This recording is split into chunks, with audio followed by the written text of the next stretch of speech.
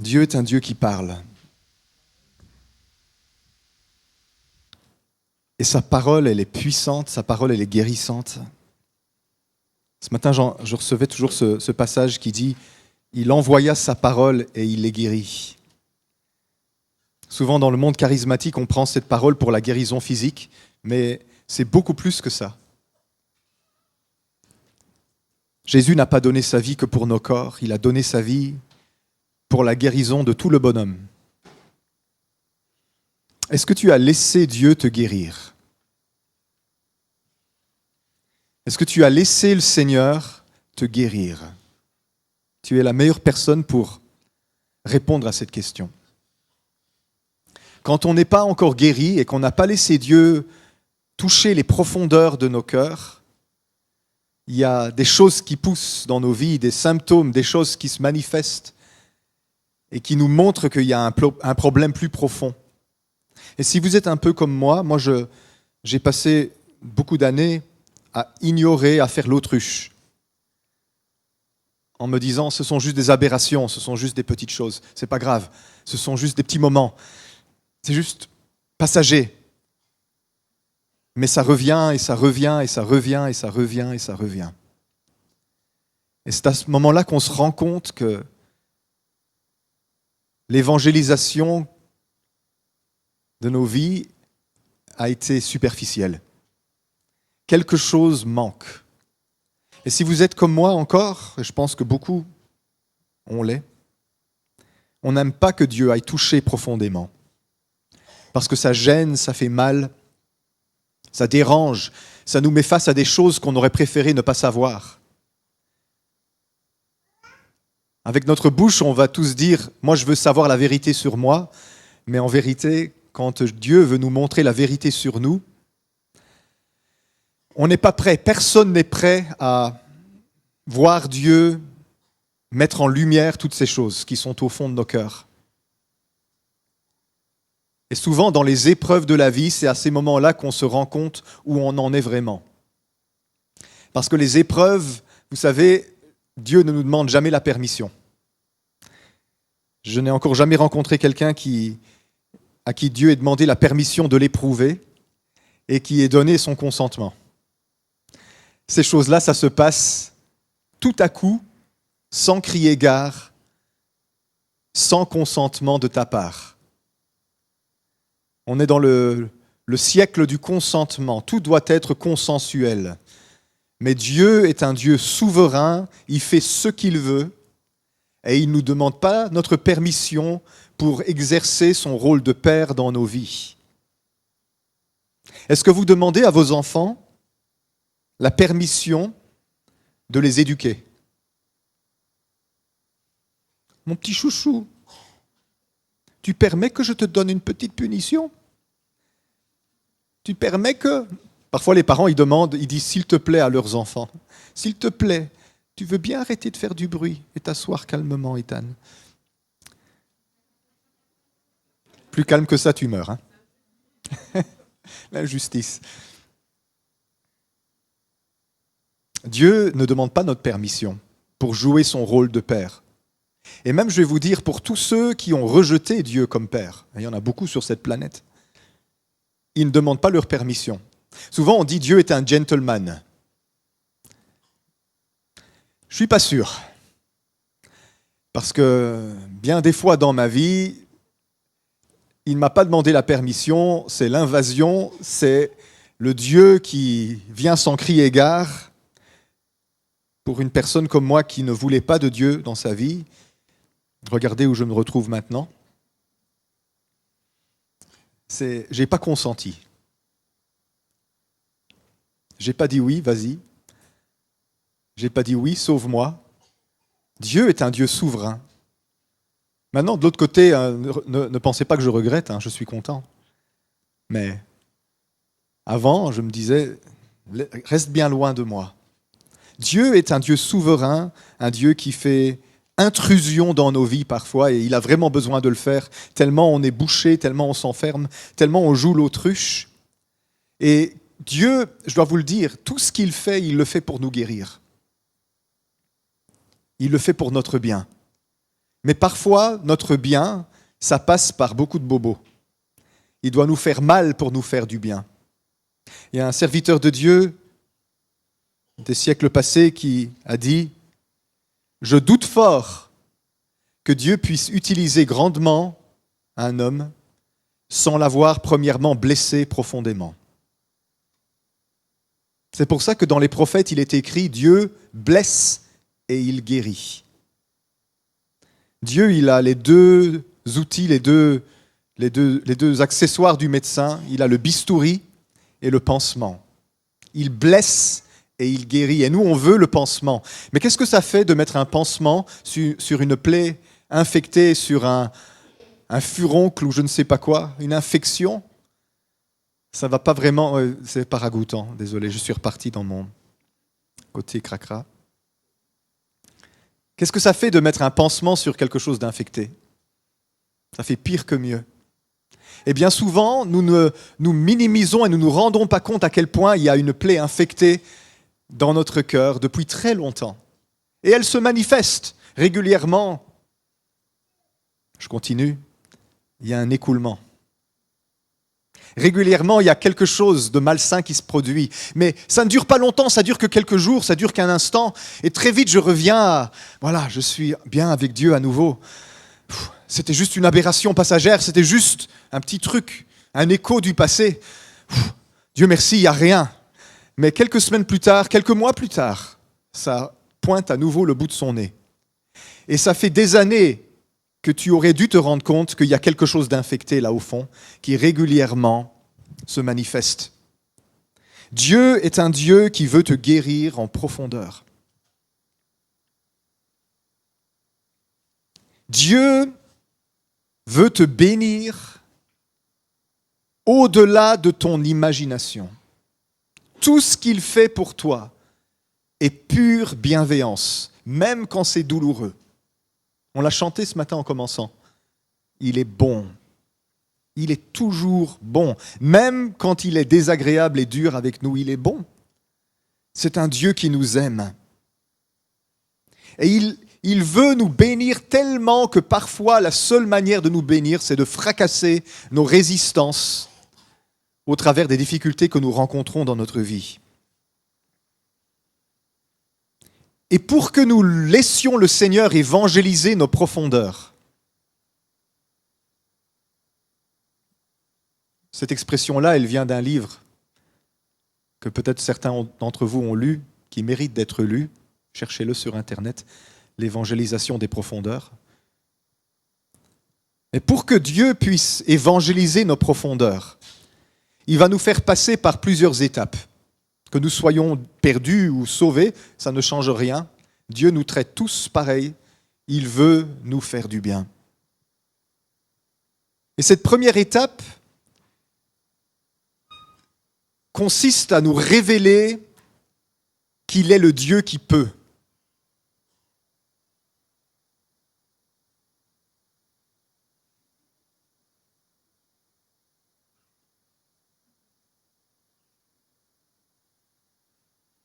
Éteignez vos GSM, s'il vous plaît. Il est le Dieu qui peut. Il est le Dieu qui a toute puissance, à qui rien n'est impossible. Je ne sais pas si c'est comme moi, mais moi j'ai beaucoup de foi pour les autres et pas beaucoup pour moi-même. J'ai même beaucoup de sagesse pour les autres et très peu pour moi-même. Je vois que tous ceux qui rient se reconnaissent. Je suis capable de donner de très bons conseils, mais quand c'est moi qui suis dans l'épreuve, oh là là, je ne suis même pas mes propres conseils. On est tous un peu comme ça. Hein. Quand on est dedans, c'est difficile de voir clair. Et je peux dire aux gens, Dieu peut. Dieu peut faire dans ta vie au-delà de tout ce que tu peux penser et imaginer. Mais quand je suis dans l'épreuve, je me demande encore s'il peut. Parce qu'il y a au fond de nous cette idée que nous sommes des cas particuliers, plus graves que les autres. Je suis un cas inguérissable. Je suis pire. Maintenant, c'est tellement chouette d'être pasteur parce qu'on finit par voir que tous sont des cas désespérés en fait. C'est tellement encourageant de savoir que tous sont des cas désespérés autant que moi. Avant d'être pasteur, je croyais qu'il y avait que moi. Je me disais, je suis le pire de tous les chrétiens ou quoi? Et depuis 5 ans, je m'aperçois qu'il y en a même quelques-uns qui sont pires. Quelques-uns sont mieux. Mais quelque part, comparé à ce que Dieu veut faire dans nos vies, on est tous malades plus ou moins gravement.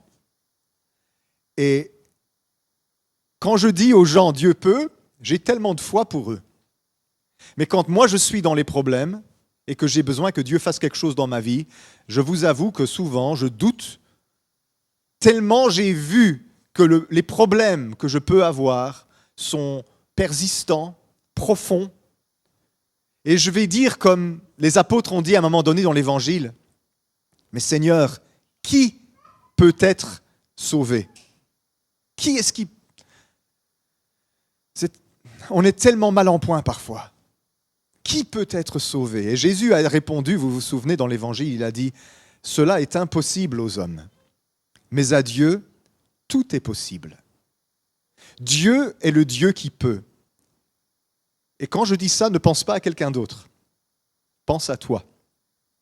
Il est le Dieu qui peut faire dans ta vie infiniment au-delà de tout ce que tu peux penser ou demander.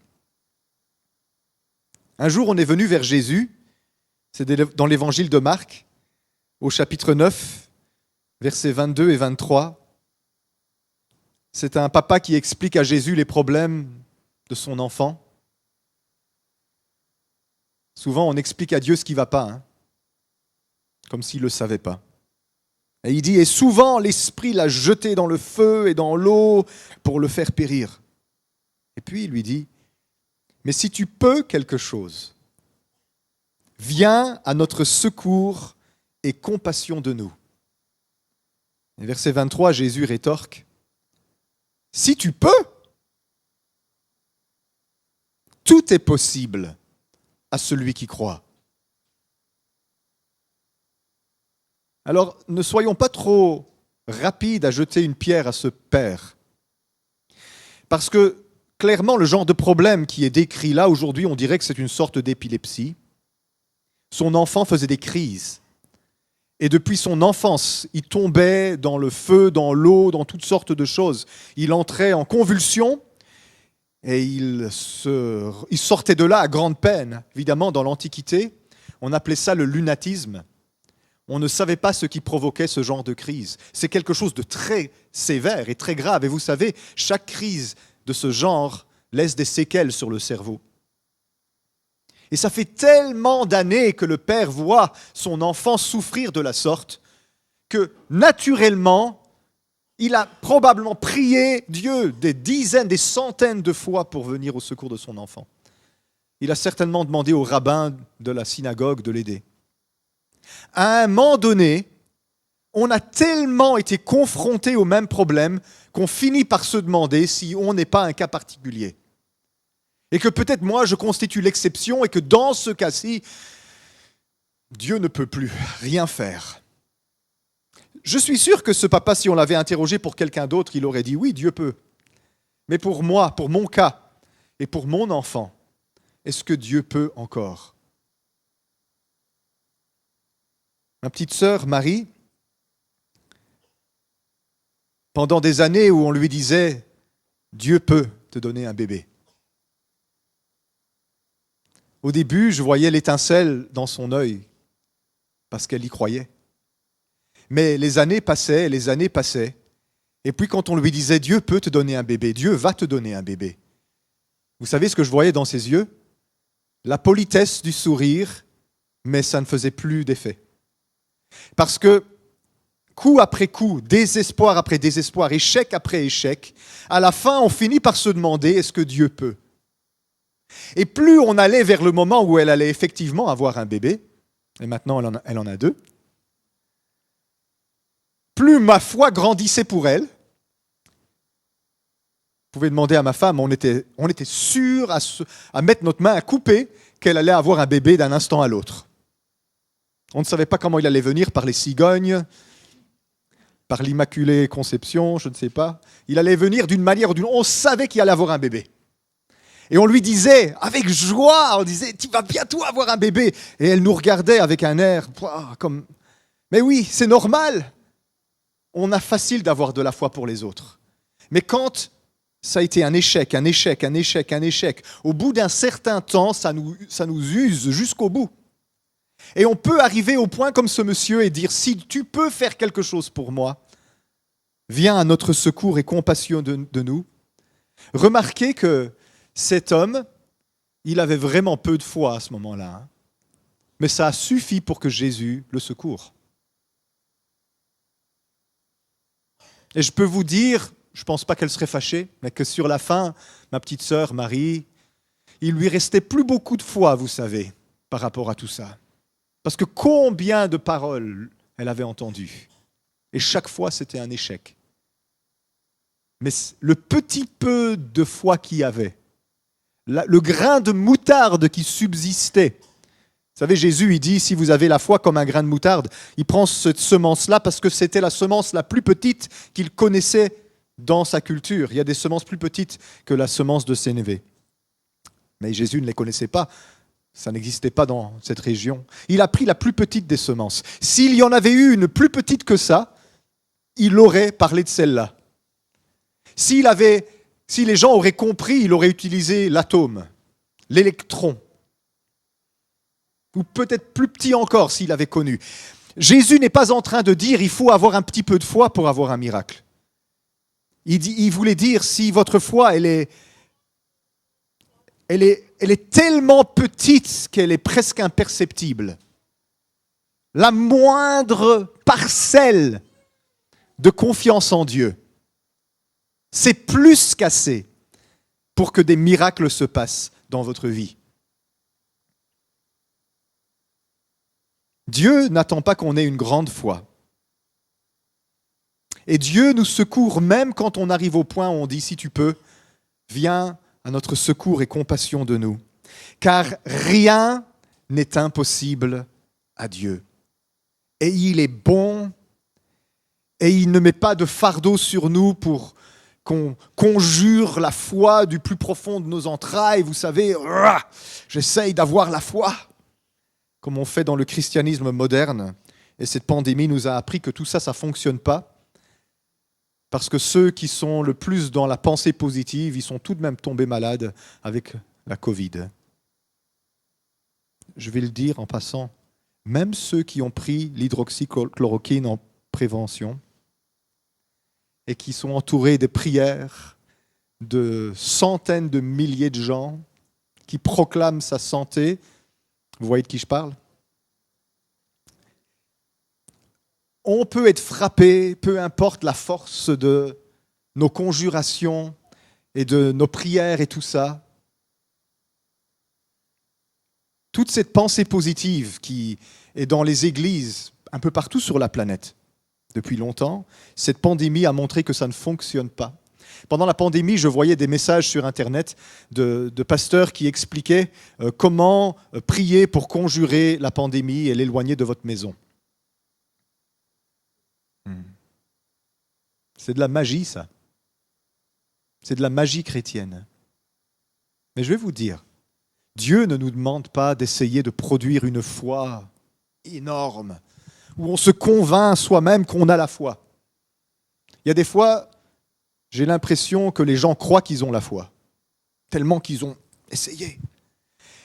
On a un grand Dieu et il ne nous demande pas d'être fort pour obtenir des miracles de sa part. On a un Dieu à qui rien n'est impossible et Dieu ne méprise pas notre faiblesse et la faiblesse de notre foi. Dieu a compassion de nous, même quand on est faible et qu'on ne croit presque plus. Car rien n'est impossible à Dieu. Et ce qui est impossible aux hommes est possible au Seigneur. Nous avons un Dieu qui peut. C'est la première chose que Dieu va essayer de restaurer dans ta vie avant d'intervenir. Dieu peut. Je peux faire quelque chose pour toi. Première étape. Beaucoup de personnes sur cette terre résistent déjà là. Même parfois des chrétiens. Je connais des chrétiens, je peux vous en citer tout plein en Belgique, qui croient que Dieu ne peut plus faire de miracles. Il ne peut plus intervenir. C'est le grand architecte de l'univers qui a tout créé, il a mis tout en mouvement et il s'est reculé dans le fond de son ciel et il n'intervient plus dans sa création. À l'école biblique, à l'université où je suis allé, des pasteurs prêchent ça. Dieu n'intervient pas dans le monde. Ce n'est pas vrai. Dieu est un Dieu de miracles. Il peut faire infiniment au-delà de tout ce que tu peux penser ou demander. Mais ce n'est pas suffisant de savoir que Dieu peut. Parce que si vous êtes comme moi, encore une fois, je ne vais pas me prendre en exemple de trop, mais si je le prends négativement, ça va. Si vous êtes comme moi, je sais que Dieu peut, mais il y a des fois, je me demande s'il veut. Ça vous arrive jamais, ça? Je sais que tu peux tout, Seigneur. Mais est-ce que tu veux? Le premier passage qu'on a pris, on a un monsieur qui vient à Jésus et il lui dit, si tu peux, fais quelque chose pour moi et compassion de nous. Encore une fois, dans l'évangile de Marc, chapitre 1er, versets 40 à 42, un lépreux vint à Jésus et se jetant à genoux, il lui dit d'un ton suppliant, « Si tu le veux, tu peux me rendre pur. » Jésus, ému de compassion, étendit la main, le toucha et il dit, « Je le veux, sois pur. » Aussitôt, la lèpre le quitta et il fut purifié. Exemple intéressant, ne concluez pas trop vite. Bien sûr, ce texte n'a pas été écrit pour le lépreux. Ce texte a été écrit pour les chrétiens des générations suivantes, pour qu'ils sachent ce qu'il y a dans le cœur de Dieu. Pour qu'on connaisse ce que Dieu peut faire, mais aussi ce que Dieu veut faire. Le premier disait « si tu peux », celui-ci il dit « si tu veux ». Il était un pas plus loin. Il était à la recherche de la volonté de Dieu. En l'occurrence, dans ce cas de figure, c'était la volonté de Jésus de le guérir sur le champ. Ça ne veut pas dire que c'est la volonté de Jésus de guérir tout ce que tu veux, quand tu veux, où tu veux. Attention. Moi, je ne vais jamais vous mentir sur cette chose-là. Combien de réunions j'ai vues où on nous a promis que toutes les personnes malades sortiraient guéries aujourd'hui? Vous connaissez des réunions comme ça. Et sur des centaines de personnes, il y en a une ou deux qui le sont. Peut-être. Le médecin n'a pas encore dit qu'ils étaient. On a conclu peut-être hâtivement. Je suis certain que j'ai dû assister à des réunions où on a promis que tout le monde serait guéri et certainement qu'aucun ne l'était. Parce qu'un bon pourcentage de ceux qui pensent qu'ils le sont, quand le médecin les ausculte, il dit non, vous êtes toujours malade. Parce que vous savez, quand on veut vraiment l'être, on sent qu'on l'est sans l'être. C'est un mauvais enseignement sur la foi. Donc ne concluez pas que parce que Jésus dit, si tu le veux, parce que Jésus dit, je le veux, sois pur, qu'il veut faire ce que tu veux, quand tu veux, où tu veux, comme tu veux. Mais ici, on comprend quelque chose de général tout de même. C'est que la volonté de Dieu, c'est de nous faire du bien. La volonté de Dieu, elle n'est pas contre nous, elle est pour nous, même quand elle fait mal. Mais la volonté de Dieu, c'est de nous faire du bien. Mais nous avons besoin de chercher sa volonté. Ici, ce « si tu peux » est une démarche du lépreux de voir si c'était la volonté de Jésus de le guérir. Et Jésus, remarquez qu'il ne le dispute pas. Le premier, il lui a dit « si tu peux, mais enfin ». Enfin, ça c'est dans le texte original wallon que vous n'avez pas vu. Mais enfin, bien sûr que Dieu peut. Tout est possible à celui qui croit. Mais ici, Jésus ne le dispute pas. Il dit, si tu veux, tu peux me rendre pur. Jésus dit, je le veux, sois pur. Parce qu'il a cherché la volonté de Dieu et la volonté de Dieu lui a été révélée. En l'occurrence, c'était le jour, c'était l'heure de sa guérison. Est-ce que vous pensez qu'il n'y avait pas d'autres lépreux en Israël ce jour-là? À cette époque-là, il y en avait des centaines. Et ils vivaient dans des camps, dans des grottes, dans des mines. Et ils souffraient parce qu'ils étaient rejetés de la société, ils mendiaient. Il y en avait certainement beaucoup en Israël, mais il y avait une croix dans le calendrier de Dieu pour ce lépreux-là. Dieu veut te faire du bien. Et Dieu, je vais vous dire quelque chose, il a mis une croix dans son calendrier pour le jour de ta délivrance. Dieu sait quand et comment il va intervenir dans ta situation. Et si il va intervenir dans ta situation, parce qu'il y a des situations où Dieu ne veut pas intervenir, parce qu'elles sont nécessaires. Mais Dieu sait quand, comment, où et pourquoi il va intervenir dans ta situation. Il y a beaucoup d'années, j'étais quelqu'un d'extrêmement colérique. Extrêmement. Demandez à maman. J'étais colérique, j'étais un sale gamin de... Mais mon frère et mes sœurs ont souffert, pas sous Ponce Pilate, mais presque. J'étais colérique et agressif. Pourquoi ? Parce que j'étais frustré. La colère, ça vient de la frustration. Et pourquoi j'étais frustré ? Parce que les choses ne se passent pas comme je veux. Et quand les choses ne se passent pas comme je veux, je suis frustré. Et quand je suis frustré, je me mets en colère. Et depuis que je suis petit, j'ai toujours eu de la colère comme ça.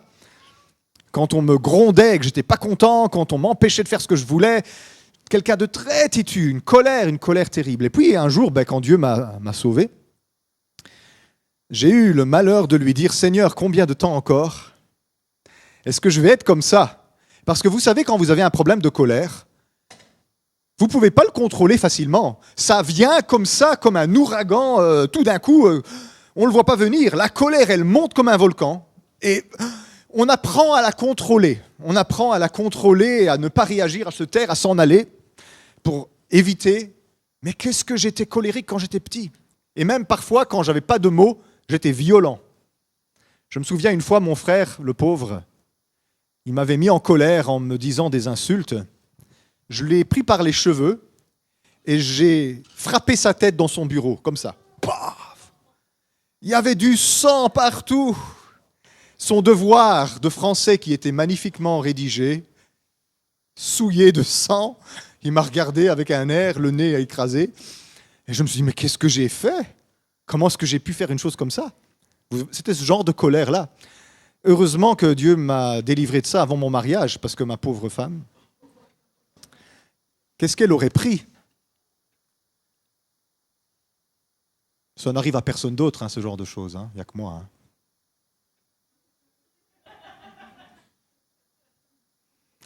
Et j'ai dit à Dieu, jusqu'à quand est-ce que je vais être comme ça ? Parce que j'ai l'impression d'être possédé par la colère. Je ne contrôle pas ces émotions qui explosent en moi quand je suis frustré. Et je suis frustré dès que quelqu'un fait quelque chose que je ne peux pas contrôler. Et j'aurais pas dû poser la question parce que Dieu m'a dit l'âge que j'aurai quand je serai délivré. Et ça serait 8 ans plus tard. Je dis, oh non, tu es en train de me dire que je vais vivre avec ça. 8 ans encore. Mais les dégâts collatéraux, c'est ta faute alors. Oh, j'aurais jamais dû demander. Vous savez, David, il dit, montre-moi la durée de ma vie. Demande jamais ça à Dieu. Parce qu'il pourrait te dire 6 mois. Et si tu as 95 ans, il pourrait dire encore 30 ans. Oh. Ne demande pas à Dieu le futur. On n'a pas besoin de savoir le futur. On a juste besoin de savoir la prochaine étape. C'est tout ce qu'on a besoin de savoir dans la vie. J'ai dit à Dieu, Seigneur, combien de temps encore ? Il m'a dit 8 ans. Enfin, il m'a donné l'âge exact que j'aurai quand je serai libéré de ça. Mais je dis, mais Seigneur, c'est quand même tout en haut de la liste des priorités. Tu es en train de t'occuper de choses dont je m'en fous. Au lieu de t'occuper des choses qui sont vraiment importantes, c'est ça qui est important. Et j'ai compris qu'en fait, ce n'était qu'un fruit qui venait d'une racine profonde et qui remontait à mon enfance. Et elle était la priorité de Dieu. La colère allait disparaître dès que la racine serait traitée. Et pas juste la colère, plein de choses seraient guéries en même temps. Dieu s'occupe des causes. Il ne s'occupe pas des conséquences. Parce que arracher des fruits pourris d'un arbre, ça ne guérit pas. Ça ne fait que reporter le problème. Dieu n'est pas intéressé de te soulager. Dieu veut te guérir. Et donc, il veut aller profond. Et j'ai oublié, vous savez, après. J'ai encore fait quelques crises de colère pendant ces 8 ans. Mais j'ai oublié après. Et un jour, j'ai vraiment vécu une délivrance de la colère. Et le jour où je l'ai vécu, je me suis dit, je comprends pourquoi Dieu a attendu si longtemps. Je ne suis pas sûr que j'aurais supporté ça avant. Vous savez, quand vous avez un cancer, Ce n'est pas comme un microbe ou un virus que l'on peut soigner. Un cancer, c'est quoi ? Ce sont vos cellules qui ont muté et qui sont plus normales et qui se multiplient et qui attaquent et qui se propagent dans vos organes. Mais maintenant, ce n'est pas un corps étranger parce que c'est une partie de ton organe qui ne marche plus et qui continue. Et vous savez ce que les médecins disent souvent ? J'ai vu ça souvent. Ils disent, on ne peut pas opérer tout de suite parce que sinon ça va être trop à enlever. On va d'abord vous traiter pour faire réduire la tumeur et ensuite, quand elle sera petite, on va la retirer. Beaucoup de fois, les médecins font ça et ils vous donnent de la chimiothérapie. Je rêve du jour où on aura de meilleures méthodes que ça parce que ça fait autant de bien que de mal. Mais bon, aujourd'hui, c'est tout ce qu'on a. Ils vous donnent des chimiothérapies pour réduire la taille de la tumeur. Même il y a des fois, ça suffit. Parfois, ça suffit. Mais quand la tumeur est toute petite, après, ils enlèvent la tumeur et les dégâts sont moins grands. Dieu fait la même chose. Il y a des fois, tu dis, Seigneur, délivre-moi de ça.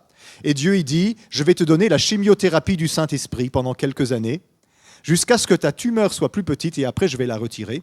Et quand Dieu a retiré la tumeur de la colère de ma vie, je l'ai senti passer et je me suis dit, heureusement qu'il a attendu maintenant parce que je ne suis pas sûr que j'aurais supporté ce traitement-là plus tôt. Oui, Dieu veut te faire du bien. Mais le bien qu'il veut te faire, c'est pas où tu veux, comme tu veux, quand tu veux. Il a mis une croix dans son calendrier pour toi. Dieu sait le jour et l'heure où il va te libérer, il va exaucer ta prière, il va te secourir. Mais il y a tout un processus en amont que le Seigneur est en train d'accomplir dans ta vie pour pouvoir faire ça. Et généralement, le problème avec nous les chrétiens, c'est qu'on veut que Dieu résolve nos problèmes miraculeusement, mais on ne veut pas accepter tout le processus dans lequel il nous engage. On veut que le médecin fasse disparaître notre cancer, mais on ne veut pas tout le traitement qu'il prescrit. On veut qu'il guérisse notre maladie, que le psychiatre guérisse notre maladie mentale, mais on ne veut pas le traitement embêtant qu'il faut prendre. Et c'est comme ça aussi avec Dieu. Avec Dieu, on appelle ça les moyens de grâce. Dieu donne sa grâce, mais il donne sa grâce au travers de moyens. Et on doit être fidèle à prendre le médicament du Seigneur. Sa parole, la communion de son esprit, la communion fraternelle. Toutes ces choses-là, ce sont des médicaments que Dieu nous donne. Et Dieu dit, prends ton traitement fidèlement. Vous savez, on a du mal à se considérer comme des malades. Mais j'espère que vous êtes des vrais malades. Parce que Jésus a dit, je ne suis pas venu pour les bien portants. Je suis venu pour les malades. Nous sommes des malades. L'Église est un hôpital pour les malades spirituels. Et on doit être capable de dire, Seigneur, vas-y, fais ton traitement dans ma vie et je vais faire ce que tu me demandes jusqu'à ce que j'aille mieux. Laisse-moi te dire ce matin, Dieu peut et Dieu veut intervenir dans tes situations. Il le veut et même il a mis une croix dans le calendrier par rapport à ces choses-là. Parce qu'il sait ce qu'il doit faire avant pour pouvoir arriver à ça. Si tu veux, tu peux me rendre pur. Jésus dit, oui, je le veux, sois pur. Il y a un jour où Dieu dit à notre sujet, je le veux, sois guéri, sois libéré, sois restauré. Dieu est un Dieu qui fait seulement ce qu'il veut, comme il veut, quand il veut. Peut-être qu'on doit apprendre à prier différemment. Et que la prière, ça ne consiste pas à essayer d'obtenir de Dieu ce que nous voulons, mais à comprendre sa volonté et de nous y soumettre. Mais si vous avez compris que Dieu peut et que Dieu veut, laissez-moi vous dire que vous n'êtes pas encore dans l'Évangile. Ce n'est pas encore ça l'Évangile. Dieu peut, Dieu veut, ce n'est pas encore l'Évangile. L'Évangile, c'est que toutes les choses que Dieu pouvait faire et que Dieu voulait faire pour l'être humain, il l'a accompli dans la venue de Jésus-Christ. Et ce n'est donc plus Dieu peut ou Dieu veut, mais c'est Dieu a. Ça, c'est l'Évangile. Et c'est très important pour nous, pour nos problèmes, nos soucis, la guérison de nos âmes et ces choses-là, que nous comprenions que la solution à ce qui nous fait souffrir ne se trouve pas dans un futur lointain, dans une nouvelle intervention miraculeuse où Dieu va descendre du ciel avec des tonnerres et des éclairs pour toi spécifiquement accomplir un grand miracle dans ta vie. Et pourtant, c'est ce que le christianisme essaie de nous faire croire bien souvent. Alors on va de réunion de miracle en réunion de miracle en espérant que c'est aujourd'hui le jour de mon miracle. Vous savez, le jour du miracle de l'humanité, c'est passé il y a 2000 ans, quand Dieu est descendu sur cette terre et qu'il a pris sur lui nos meurtrissures par lesquelles nous avons été guéris. Vous avez lu le texte. Pierre le cite dans le Nouveau Testament d'ailleurs, dans sa première épître. Lui, par les meurtrissures duquel nous avons été guéris. C'est incroyable ça en fait. Avant même que tu ne penses à faire le mal, avant même que tu n'existes, la dette que tu allais contracter était déjà réglée sur la croix. Est-ce que vous vous rendez compte de ça?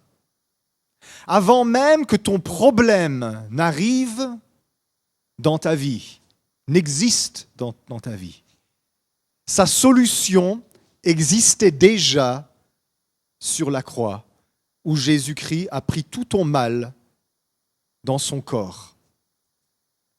Dieu peut, Dieu veut, mais on n'est pas encore dans l'évangile tant qu'on n'a pas compris que Dieu a. Et c'est pour ça que je dois vous parler ce matin, et je vois que je dois bientôt clôturer, mais Dieu désire évangéliser nos cœurs en profondeur. Et que nous comprenions que la solution à nos problèmes n'est pas un miracle hypothétique dans le futur où Dieu va incliner les cieux et descendre avec les anges et les trompettes et des éclairs, comme le monde charismatique essaye de nous faire croire bien souvent, mais que la solution à notre problème le plus profond, tout au fond de moi, il y a quelque chose qui a besoin d'être guéri. La solution se trouve il y a 2000 ans sur cet homme crucifié en croix, qui a donné sa vie pour moi. Et tant que je ne comprends pas que Dieu, il a déjà répondu à mon problème, je ne vais même pas encore commencer à entrer dans ce processus de guérison. Dieu a fait en Jésus-Christ sur la croix tout ce qu'il pouvait faire et tout ce qu'il voulait faire pour l'être humain. Tout est accompli dans la personne de Jésus-Christ. L'avant-dernière parole de Jésus sur la croix, c'était quoi? Juste avant de dire « Père, je remets mon esprit entre tes mains », Jésus a dit « Tout est accompli. Tetelestai ». Ça veut dire, la forme verbale veut dire « tout est accompli définitivement », parce que ça a un effet continu, cette forme verbale. Tout a été accompli définitivement. Qu'est-ce qui reste à rajouter à ce verdict de Jésus sur la croix, où il traite tous les problèmes de la création en un seul acte de justice. Et il dit « tout est accompli ». Tout est accompli. Rien n'est à rajouter à l'œuvre miraculeuse que Jésus a accomplie pour nous sur la croix. Et Dieu, il essaye de faire entrer l'évangile dans nos cœurs plus profondément pour qu'on sorte de la religion de la carotte au bout de la canne à pêche. Viens dans mon séminaire de gloire miraculeux, miracle, signe, prodige, machin bidule, parce que c'est aujourd'hui ton jour. Et tu vas y aller. Et alors il va dire, combien de fois j'ai entendu ça, tous les malades aujourd'hui seront guéris. Et quand on lui demande pourquoi il a menti, il dit, je crée la foi. Parce que si les gens n'ont pas d'attente, il ne va rien se passer. Vous croyez vraiment que Dieu il a besoin que l'on fasse tout un effet émotionnel comme ça pour faire des miracles? Je suis sorti de plein de réunions comme ça, où il ne s'est rien passé. Et vous savez, souvent, quand je sors de là, je suis découragé parce que comme je n'ai pas obtenu mon miracle, j'en conclus que je n'avais pas assez de foi. Ce n'est pas ça la parole de Dieu. Dans la personne de Jésus-Christ, la solution de Dieu au problème central de l'humanité, qui est le péché et toutes ses conséquences, a trouvé sa réponse finale et définitive. Tout est accompli en lui et la solution que je suis en train de chercher dans mon futur et que je suis en train d'attendre, elle a déjà été donnée par Dieu sur la croix quand Jésus a donné sa vie pour moi. Et j'ai besoin d'avoir une révélation de l'Évangile un peu plus profonde pour que le processus de guérison commence dans ma vie. Jésus a tout accompli pour chacun de nous. Et l'apôtre Paul va ajouter, nous avons tout pleinement en lui. Nous avons tout pleinement en lui. Tout ce dont tu as besoin se trouve en Jésus-Christ. Et dans cette réalité, Dieu a inclus des miracles pour ta vie. Pas tous les miracles que tu vas lui demander, mais il a inclus des miracles dans ta vie. Dieu n'est pas un distributeur de boissons automatiques où tu peux dire « Père Noël, envoie-moi du ciel telle chose ». Mais Dieu a inclus des miracles dans ta vie. Et bien souvent, les chrétiens ils me disent « Mais pourquoi est-ce qu'il y a moins de miracles à notre époque qu'il n'y avait au temps des actes ?» Mais ce n'est pas vrai du tout ça. Lève la main si Dieu a déjà opéré un miracle, un exaucement, une prière miraculeusement dans ta vie. Ok. Il y a déjà plus de miracles dans cette pièce que dans le livre des Actes. Si Dieu a déjà exaucé une de tes prières miraculeusement, s'il a répondu d'une manière surnaturelle à une de tes prières, c'est un miracle. Il y a déjà plus de miracles dans cette pièce que dans tout le livre des Actes. Et on dit, Dieu ne fait pas autant de miracles. Vous savez, le livre des Actes, c'est 30 ans d'histoire de l'Église compressée en quelques pages. Ça donne l'impression qu'il y a plus de miracles qui se passent chaque jour au XXIe siècle que dans toute la Bible réunie. Dieu est un Dieu qui fait des miracles. Mais Dieu ne fait pas les miracles que nous voulons, quand nous voulons. Dieu, il fait ce qu'il veut, quand il veut. Il a mis des croix dans son calendrier. Et j'ai remarqué quelque chose pour avoir un petit peu passé du temps dans les missions. Dieu fait des miracles pour confirmer l'Évangile. J'ai remarqué ça. Dieu ne fait jamais autant de miracles que lorsqu'il s'agit de confirmer l'Évangile. Que en Jésus-Christ, tout ce dont les êtres humains ont besoin se trouve récapitulé. Il est la solution à toutes les questions de l'humanité, à toutes les souffrances, à toutes les meurtrissures, à toutes les blessures, à toutes ces choses-là, il est la solution. Tu as dans ton cœur, et je vais conclure ce matin, tu as dans ton cœur des problèmes, des luttes, des blessures, des rancunes, des choses qui n'ont pas été guéries, peut-être qui remontent à très longtemps, peut-être que ça remonte à l'enfance. La solution, ce n'est pas l'imposition des mains d'un homme de Dieu. C'est même pas l'onction d'huile. La solution, c'est l'évangélisation des profondeurs de ton cœur.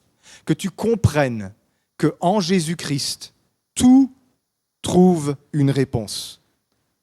Et je vais vous dire, la réponse, ce n'est pas toujours « tiens, v'là, sois guéri ». La réponse, c'est parfois « ma grâce te suffit ». Car ma puissance se manifeste dans la faiblesse. J'ai demandé à Dieu de faire des choses dans ma vie, certaines il les a faites, et d'autres il m'a dit non. Ma grâce te suffit. Oh mais Seigneur, c'est important pour moi ça. Mais ce n'est pas important dans son ordre des choses. Il sait ce qu'il fait. Mais quand je comprends qu'en Christ j'ai tout pleinement, je suis capable pas juste de me projeter dans le présent et de regarder ma vie actuelle et de dire voilà, j'ai besoin que Dieu fasse ci, Dieu fasse ça. Je suis capable d'avoir une perspective éternelle et de me rendre compte qu'en Jésus-Christ, tous les problèmes de ma vie qui ont besoin d'une solution immédiate vont en trouver. Mais qu'en Jésus-Christ, il y a certaines choses qui vont se régler dans le cheminement et d'autres qui vont se régler que dans l'éternité. Ah, mais ça, c'est très embêtant pour les chrétiens. Parce que nous, on veut que ça se fasse comme nous, on veut, quand on veut. On veut contrôler, on est frustré et on se met en colère. Voyez ?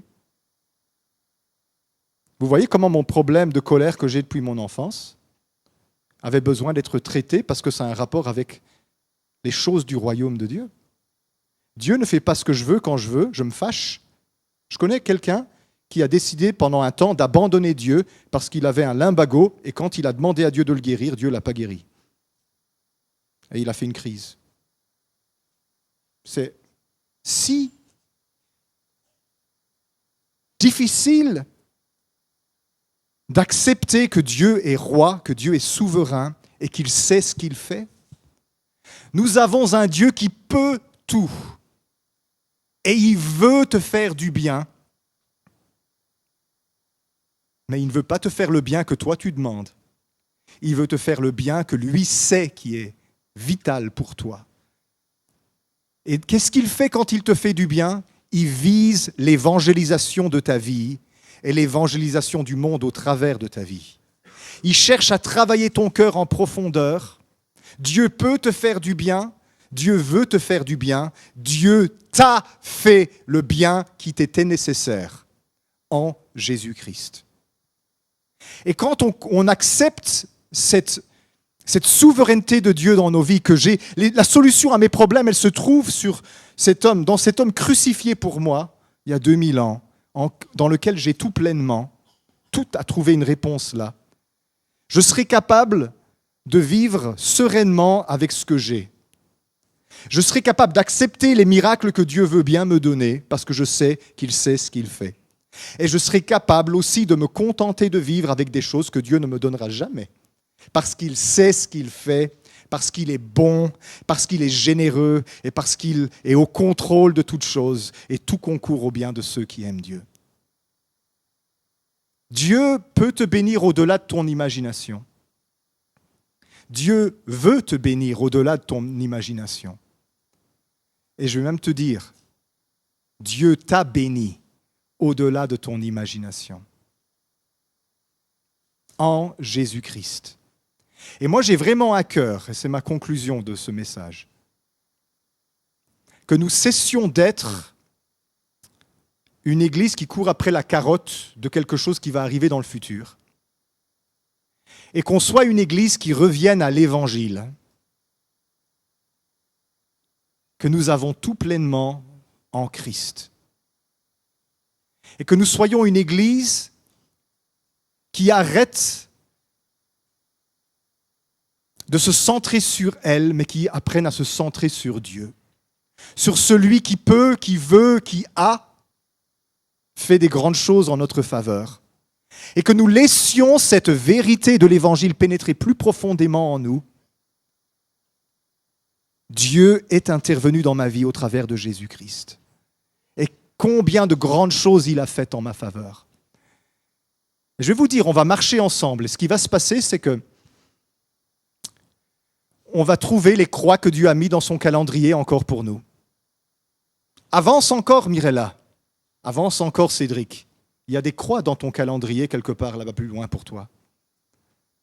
Mais ce n'est pas en attendant que Dieu vienne à ton secours, comme le Père Noël qui descend du ciel une fois par an, que ça va venir. C'est en marchant dans la confiance en celui qui a tout accompli pour moi. Et je vais trouver dans ma vie qu'il y a des croix dans le calendrier de Dieu et je vais dire Seigneur merci parce que cette chose-là, elle a trouvé une solution en toi.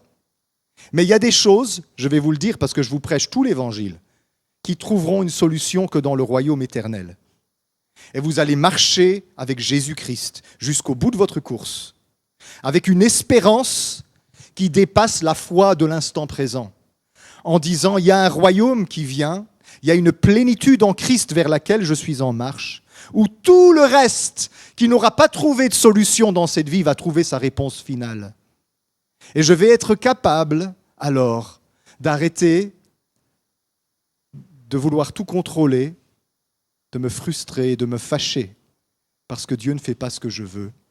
Notre Dieu est au ciel et il fait tout ce qu'il veut, et tout ce qu'il fait est bon, tout ce qu'il fait est parfait en son temps, et on peut apprendre à lui faire confiance. Et pour qu'on vive ça, il faut qu'on laisse pénétrer l'évangile un peu plus loin. Est-ce que tu es arrêté à Dieu peut ? Est-ce que tu es arrêté à Dieu veut ? Est-ce que tu penses qu'il veut ce que tu veux ? Ça s'arrête très vite, hein ? Où est-ce que tu as compris que Dieu a? Et que dans la personne de Jésus-Christ, tu as tout pleinement et qu'il ne te manque plus rien. Ici, maintenant, au cours de la marche, et plus tard dans la gloire, rien ne te manquera à tout ce dont tu as besoin, parce qu'en Jésus-Christ, tu as tout pleinement.